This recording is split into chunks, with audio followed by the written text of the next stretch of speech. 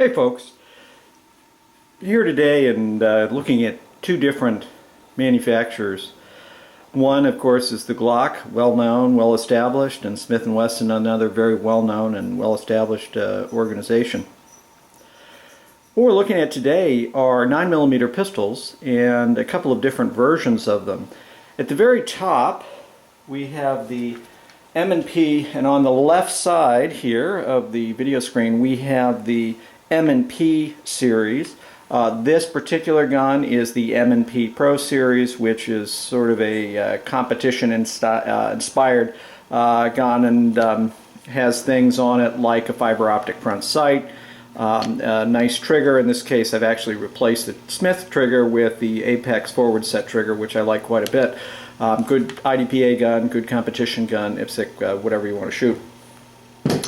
On this side of the table, on the right side, what we have are the Glocks. This is the Glock 34, which is a competition, sort of the long slide version of the 17, and many people shoot this. I've certainly shot this in IDPA events, a nice 9mm pistol, excuse me.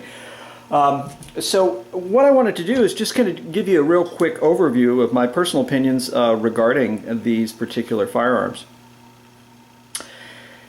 The Smith & Wesson is rapidly winning me over. I really like the changeable back straps. Again, small hands for me, and the ability to swap that out and get a gun that fits very high in the web of my hand, and also with a relatively narrow profile on the grip. And again, we can look at the Glock. It doesn't look like it's substantially different, but it definitely feels different in your hand as you're holding it. So I really feel good. This is a natural pointing gun to me. When I press out, it's pretty much right on the point. I've been shooting Glocks for over 20 years. You know, this is a Glock 17 Gen 3 version. Been around quite a while. I've really used it extensively. Have replaced the Glock sights on all the Glocks that I own. I typically will go with the Heine sight. Heine makes great products, steel, very durable. In this case, you have a straight 8 sight. So this gun is certainly one I'd bet my life on. But after nearly 10,000 rounds of ammunition through the M&P here, the M&P Pro, it's been absolutely fabulous, and it's really impressing me for durability and again from an ergonomic standpoint. So on the left here we have the Smith & Wesson, again the M&P Pro series. We have the standard M&P, and then we have the M&P 9C, which is their compact version. I actually did a recent review of the two on the bottom here, the Glock 26 and the M&P 9C, and to me there's a difference in felt recoil. One thing that I will say about the M&P triggers, while I think they're quite good, and in this one, this is a new gun and have not even shot it yet, the trigger itself is really nice. It's very smooth. It's not the Massachusetts trigger, although the M&P 9C here, it does have that trigger and it's dreadful, so I'm swapping that out. But it's really quite nice, quite mild. I would say that's somewhere maybe a 4-pound trigger pull. However, and this is subjective, the reset there really isn't a reset on this gun. So unlike the Glock pistols, and one of the things I really like about the Glock pistols is after you press the trigger, there's a really manual, tactile feel as well as an auditory response, although obviously you're shooting, you're not feeling that, but you can really hear it on the video here. It's just, and you know right where it is. You know right exactly where you need to release it is to and break the shot. So for me that improves accuracy somewhat. All of the Glocks that you see here, I've swapped out the connectors, so they do have 3.5-pound connectors, which I prefer. Not everybody likes that. Some people like the 5.5-pound connector, but for me that seems to work very well. This 9C here, Smith & Wesson 9C, has the Massachusetts, it was a used gun, and it was set up for Massachusetts, has this terrible 9 or 12 pound pull. I did replace, or actually put in the part, the rapid assist or reset assist mechanism from Apex. So it does have a nice reset, but not as distinctive as the Glocks. And again, let's go to the Glock 26 here, and you'll see it. So press the trigger, nice firm reset. So that is to me not a deal breaker. Some people, you know, prefer a trigger that doesn't have a real strong reset. For those of us who've shot 1911s and certainly the Glocks, we, I think, feel a little differently about that. Not a deal breaker, though. One thing the Smith & Wesson M&P series recently did with their newer guns is you'll note on the early generations they have this rear sight that has sort of an angle, and I assume what they were trying to achieve is that low profile, non-snag, non-stick type of situation. Fine. However, if you don't have that and you're trying to do a malfunction clearance and you're trying to do it one-handed, there's really nothing for you to get a good purchase on as you're working that. So if you're working that against your holster, your belt, or something like that, it's not as easy as, say, the Glocks, the Heine sights here.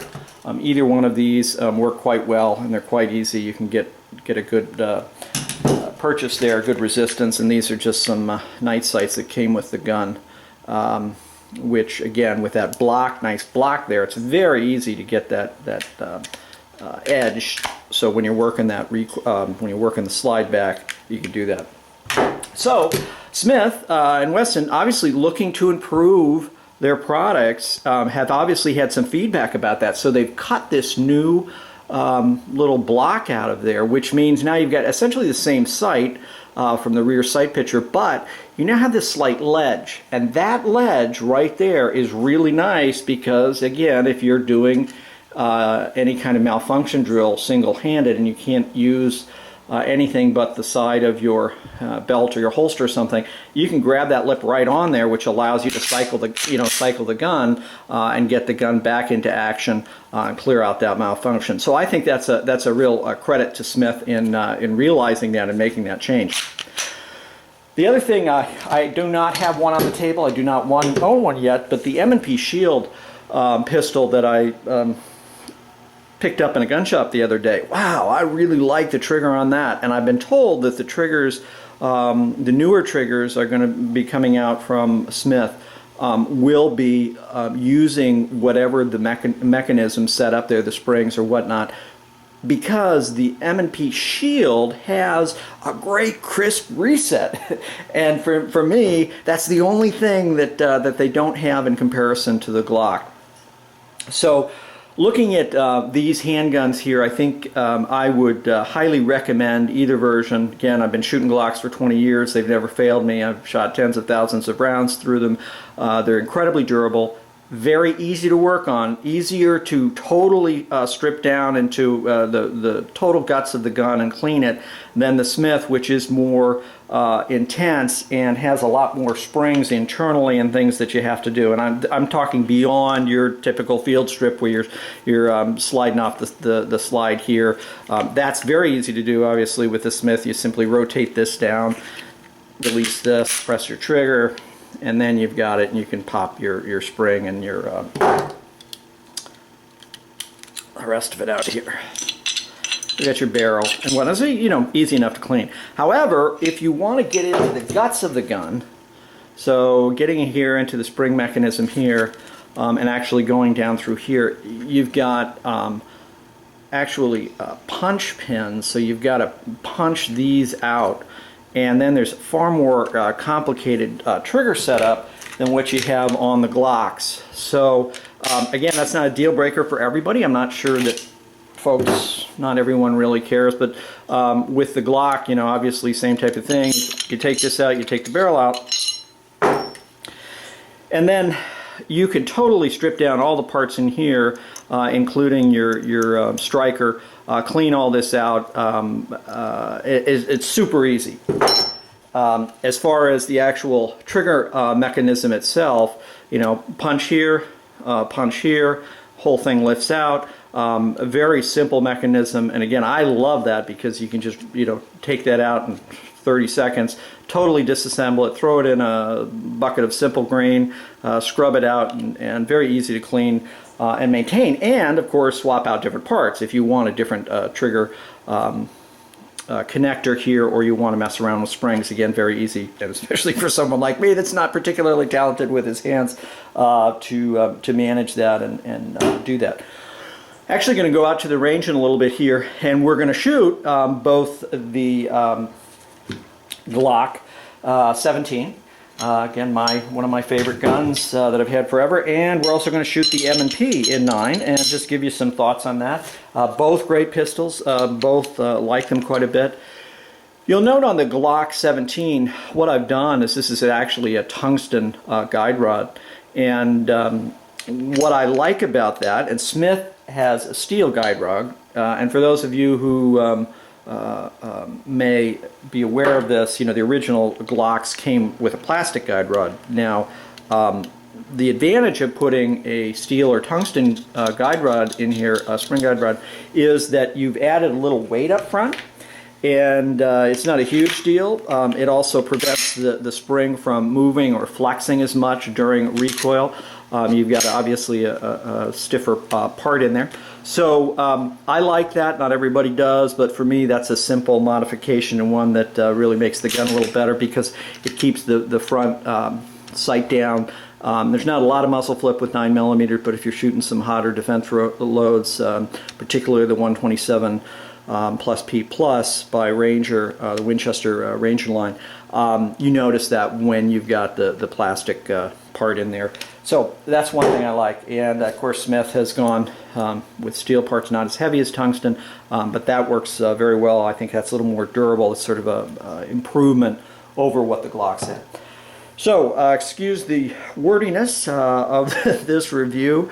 If you have any questions or thoughts, or would just like to share some of your own ideas about these two manufacturers and these excellent products, I hope you'll respond to this video. You can either hit reply, you can do a video reply, whatever you'd like.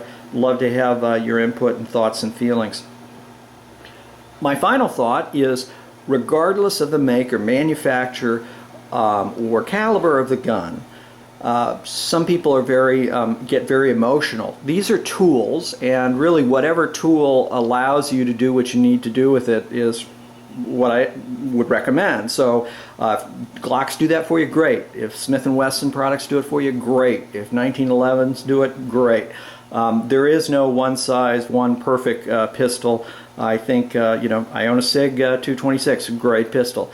But for me, with my hands, the small hands that I have, and also a handicap with my left hand, these Smith & Wesson, the design really and the ergonomics associated with that are really a step up, and really certainly work well for me.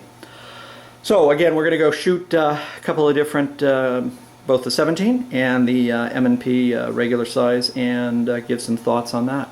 Thanks for watching. If you do like these videos, I do hope you'll subscribe to the channel, and also click the little like box at the bottom of the video on the left. Thanks a lot. Have a great day. Be safe.